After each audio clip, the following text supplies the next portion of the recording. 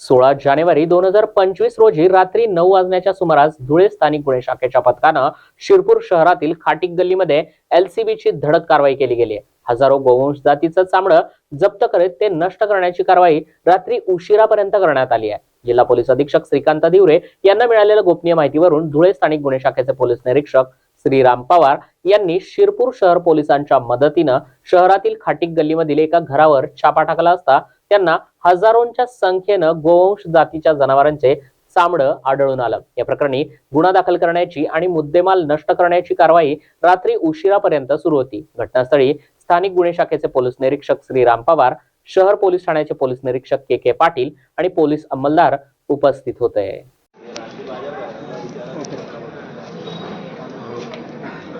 शिरपूर शहरात मोहम्मदिया नगरमध्ये एका बंदिस्त घरामध्ये गोवंश जातीच्या जनावरांचे चामडे ठेवल्याची इन्फॉर्मेशन होती।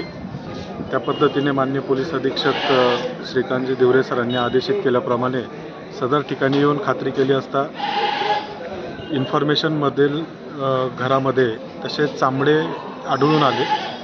त्याप्रमाणे शिरपूर शहर पोलीस स्टेशनचे प्रभारी अधिकारी श्री के पाटील, त्याचप्रमाणे वेटरनरी डॉक्टर, नगर परिषदेची टीम असे सर्वांना पाचारण करून पुढील कारवाई करीत आहोत।